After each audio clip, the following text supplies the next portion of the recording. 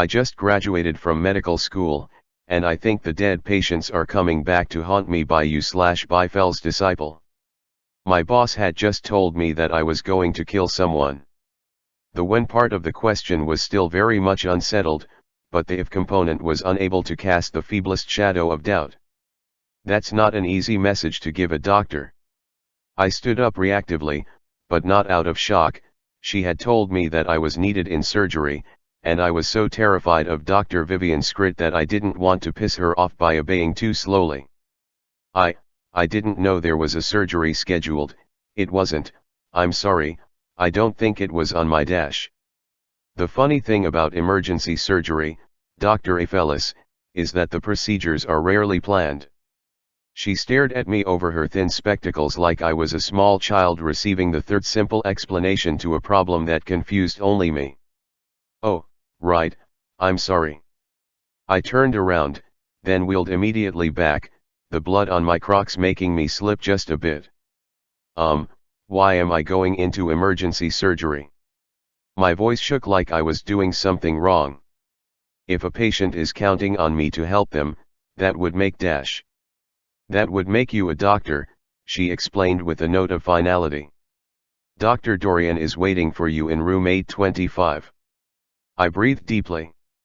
Okay, will we both be observing the procedure? He won't be observing much of anything, Dr. Byfels, she explained condescendingly. Patients under general anesthesia rarely know what's going on. That's kind of the point. I felt my jaw drop.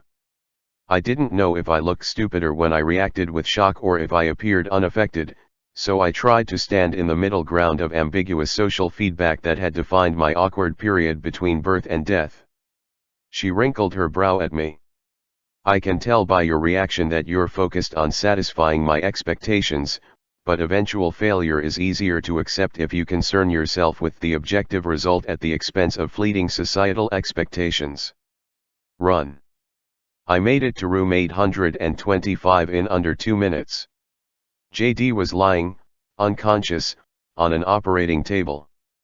I had just seen him a few minutes earlier when he ran out of an OR that had held a very angry corpse of Dr. Brudson. And here he lay, unconscious and ashen-faced, looking for all the world like a deflated balloon. A young nurse was the only other person in the room. What happened? I yelled in desperation. Don't know. The patient is monitorized and we're waiting for an ECG readout. BP is 10/6 and dropping.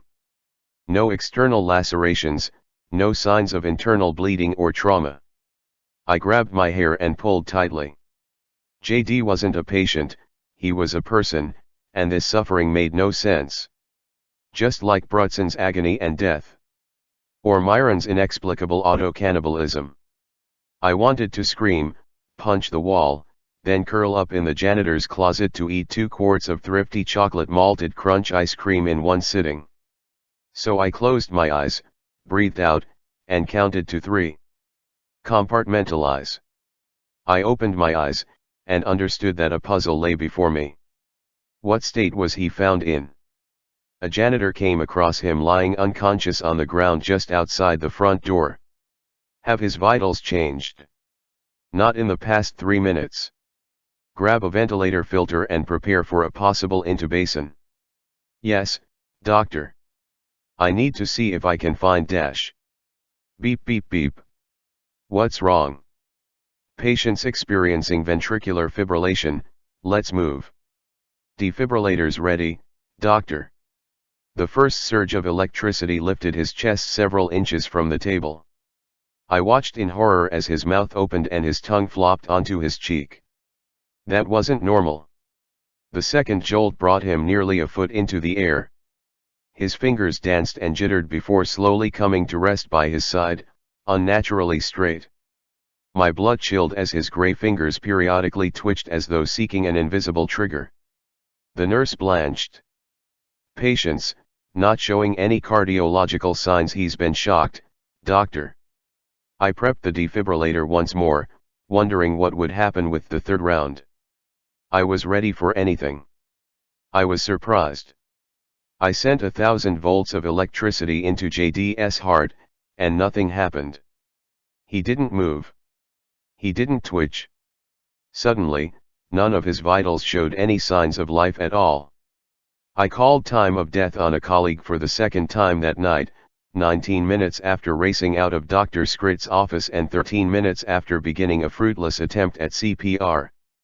I dismissed the nurse halfway through so that she might save some patient with a reasonable chance to postpone the inevitable.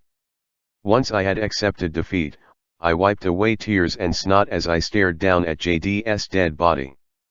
That's when he opened his eyes. And I opened my bladder. He had no pupils or irises. Only a sea of sad whiteness spread between his lids, vacant and sad and soul-crushingly empty. His lifeless arm grabbed my wrist hard enough to send lightning bolts of pain through my shoulder. Slowly, his corpse sat up. "Ellie," he whispered. His voice sounded weak and far away, like an echo coming up through a narrow cave. I tried to pull away, but he was just too strong. "Your brother, Timmy, is here in hell with me," I sobbed. "He wants you to know something," he continued in an unholy reverberation, staring through me with no eyes to focus. "He says that it's your fault he's here, and that if you ever loved him, you'll come down to burn with the rest of us. Every second hurts so much that he wishes he'd never been born." He hissed at me. Then he fell to the table, once again quite dead. I pulled my arm from his cooling fingers and stumbled into the hallway. Tears were brewing like storm clouds, slow but thick and angry. I could sense the heavy, dewy heat and charged tension behind my eyes, and I could feel my breaking point drawing closer, inevitable and inexorable. I looked up and saw her across from me in the hallway. No one else was present. Dr. Skrit was staring me down like a rival at the OK Corral, and I knew that this moment needed to break something wide open so that its terrible seed could spread its unholy tendrils across the blurred lines that divided this hospital from my own thoughts. Tears and words poured involuntarily from my face. "Sam Brutson, Myron Caldwell, Jim Dorian, and Cassie and Elliman all died tonight, Dr. Skrit. What is going on at St. Francis?" She drew her lips into a thin, white line.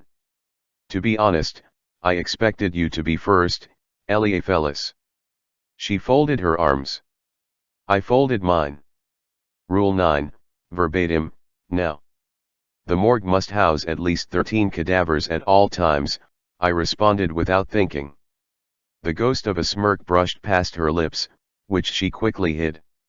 Dr. Dorian did not respect his obligation when I needed him to rise to the occasion during Dr. Brutson's unwellness.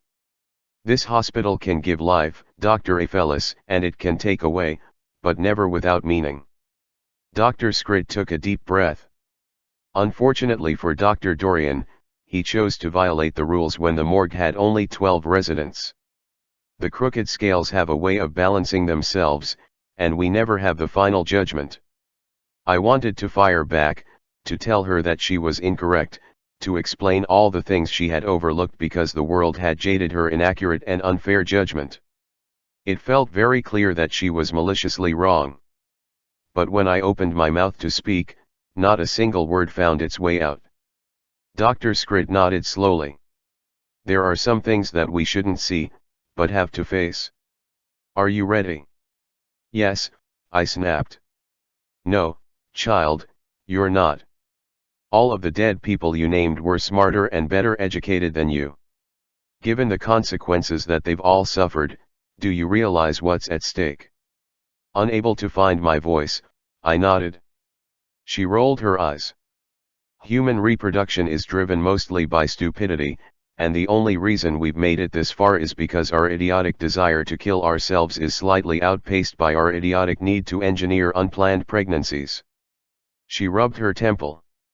"Now, if you're going to have an emotional breakdown, please make it happen now. It's kinder to send you out the door with broken dreams weighing down an inadequate mind than with a room temperature body weighing down an overused gurney."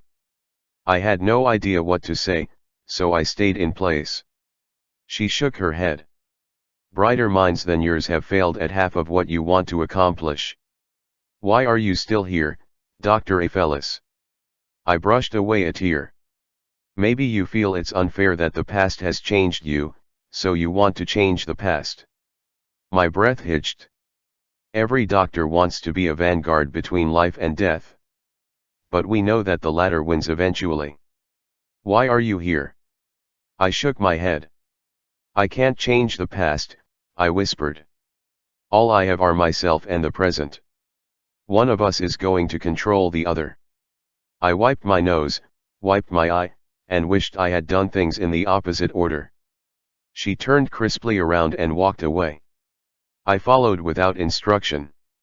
We stopped in an ordinary part of an ordinary hallway that I had passed dozens of times before. The funny thing, though, is that nothing is ordinary. I stood flabbergasted as I stared at a door that had not existed before that moment. Dr. Scrit would not look at the edifice, she instead stood next to it, staring at me in harsh judgment. It's too late to ask if you understand what I'm about to tell you, so I'll say my part and then leave you with your choices. No ordinary person can be a doctor, and no ordinary doctor can survive at St. Francis. The wisest choice would be to walk away right now and pursue a long life of predictability and oblivious joy, only to return decades later with the false hope that death is an option. I've done everything in my power to warn you about moving forward from this point, because you won't like what you see at the end of the path. She narrowed her eyes at me. If you choose not to give up, that's on you. Then she turned and walked briskly away from me. I tried, and failed, to steady my shaking breath. I knew that I would go through the door in the same way that I knew I would get out of bed every morning. There was only one way forward.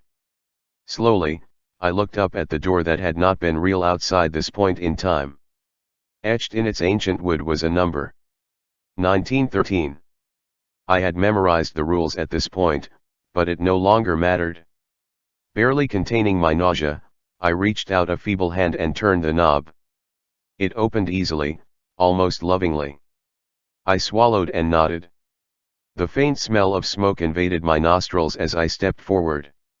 I told myself that I could handle whatever was in there. I was wrong.